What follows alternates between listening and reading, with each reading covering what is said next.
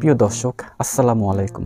Trump বলেছেন ইউক্রেনকে চুক্তি করতে হবে, কিন্তু এই চুক্তির অর্থ কি আত্মসমর্পণ? প্রেসিডেন্ট ডোনাল্ড ট্রাম্প এবং ভলোদিমির জেলেনস্কির মধ্যে সাম্প্রতিক বৈঠক শুধুমাত্র একটি কূটনৈতিক ইভেন্ট নয়, বরং এটি ইউক্রেনের ভবিষ্যৎ এবং পশ্চিমা বিশ্বের ভূ রাজনীতিতে একটি বিশাল পরিবর্তনের ইঙ্গিত দিচ্ছে।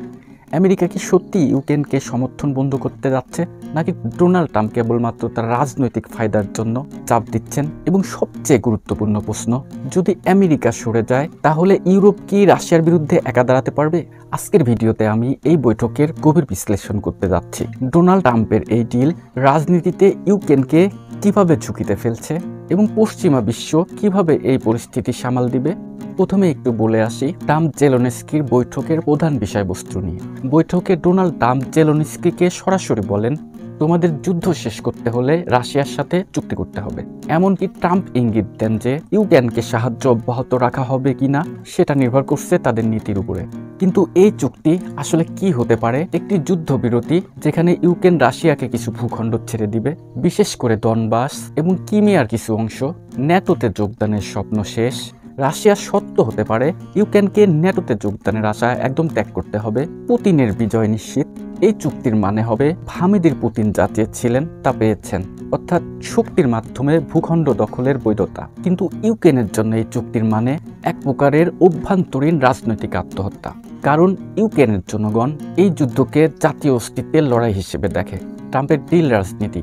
ডোনাল্ড ট্রাম্প সবকিছুকেই এক ধরনের ব্যবসায়িক লেনদেন হিসেবে দেখেন।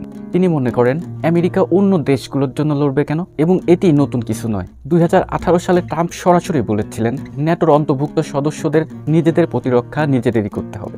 2020 সালে তিনি জার্মানি থেকে মার্কিন সৈন্য প্রত্যাহার করেন। এই সৈন্য প্রত্যাহার রাশিয়ার জন্য বেশ সুবিধাজনক হয়েছিল। 2024 সালের নির্বাচনী প্রচারণায় তিনি ঘোষণা দেন, আমরা ইউক্রেনের পক্ষে নয়, আমেরিকার পক্ষে। এখন প্রশ্ন হচ্ছে, এটি কি শুধু ডোনাল্ড ট্রাম্পের ব্যক্তিগত দর্শন, নাকি আমেরিকার নতুন পররাষ্ট্রনীতি? ইউরোপ কি একা পারবে? যদি আমেরিকা সত্যি ইউক্রেন থেকে সমর্থন তুলে নেয়, তাহলে ইউরোপের উপরে কি চাপ আসবে? ইংল্যান্ডের প্রধানমন্ত্রী স্টারমার এবং ফ্রান্সের প্রধানমন্ত্রী ম্যাকো এরই মধ্যে একটি নতুন প্রতিরক্ষা জোটের পরিকল্পনা করেছেন, যাকে বলা হচ্ছে কোয়ালিশন অব দ্য উইলিং। কিন্তু ইউরোপের সমস্যা হলো, ইউরোপের অনেক দেশ প্রতিরক্ষা খাতে যথেষ্ট বিনিয়োগ করেননি। ইউরোপীয় ইউনিয়নের দেশগুলো একসাথে কাজ করতে চাইলেও তাদের রাজনৈতিক স্বার্থ আলাদা আলাদা। রাশিয়ার সাময়িক এবং জ্বালানি সম্পদের কারণে তারা ইউরোপের উপরে অর্থনৈতিক চাপ দিতে পারে। তবে একটি আশার আলো হচ্ছে, ফ্রান্স এবং যুক্তরাজ্য ইউক্রেনকে নতুন অস্ত্র সহায়তা দিচ্ছে। ইউরোপীয় ইউনিয়ন বা ইইউ নিজস্ব প্রতিরক্ষা বাড়াচ্ছে। জার্মানি এবং পোল্যান্ড নতুন সামরিক নীতিতে কাজ করছে। কিন্তু বড় প্রশ্ন, এই উদ্যোগ কি যথেষ্ট হবে? আসুন এখন একটু জেনে নেই রাশিয়ার প্রতিক্রিয়া এবং ভবিষ্যৎ পূর্বাভাস। এই অবস্থায় রাশিয়ার প্রতিক্রিয়া কি হতে পারে? রাশিয়ার প্রেসিডেন্ট ভ্লাদিমির পুতিন ইতিমধ্যে বলেছেন, আমরা আমাদের লক্ষ্য অর্জনে ইতিমধ্যে সফল হয়েছি। রাশিয়ার নতুন সামরিক ড্রোন এবং বেশ কিছু ক্ষেপণাস্ত্র তৈরি করেছে। চীন এবং ইরানের সাথে রাশিয়ার সম্পর্ক আরও ঘনিষ্ঠ হচ্ছে। রাশিয়া যদি দেখে যে আমেরিকা ইউক্রেন থেকে পিছিয়ে যাচ্ছে, তাহলে তারা ইউক্রেনের অন্যান্য অংশ দখল করতে আরও বেশি আক্রমণাত্মক হবে। এবং এটি শুধু ইউক্রেনের জন্যই নয়, পোল্যান্ড, বাল্টিক রাষ্ট্র, এমনকি পশ্চিমা বিশ্বের দেশগুলোর নিরাপত্তার জন্যও হুমকি হতে পারে। আমার মনে হয় ইউক্রেন এবং পশ্চিমা বিশ্বের দেশগুলোর জন্য সামনে 3টি সম্ভাব্য পথ রয়েছে।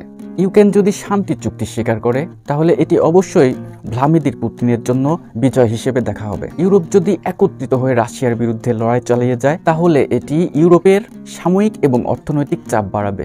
ডোনাল্ড ট্রাম্প যদি রাশিয়ার সঙ্গে সম্পর্ক আরও গভীর করেন, তাহলে বিশ্ব রাজনীতির চিত্র পুরোপুরি বদলে যাবে। কিন্তু ইতিহাস আমাদের দেখিয়েছে, যুদ্ধবিরতির নামে ভুল সিদ্ধান্ত নেওয়া সবসময় বিপজ্জনক নয়। আপনারা কি মনে করেন, ডোনাল্ড ট্রাম্পের এই সিদ্ধান্ত কি যুক্তিসম্মত, নাকি একটি ইউক্রেন এবং ইউরোপের জন্য একটি নতুন সংকট? কমেন্টসে আপনার মতামত জানান। ভিডিওটি ভালো লেগে থাকলে লাইক দিন, শেয়ার করুন এবং নতুন বিশ্লেষণমূলক ভিডিও পেতে চ্যানেলটি সাবস্ক্রাইব করতে ভুলবেন না। আজ এ পর্যন্তই। ভালো থাকবেন। আল্লাহ হাফেজ।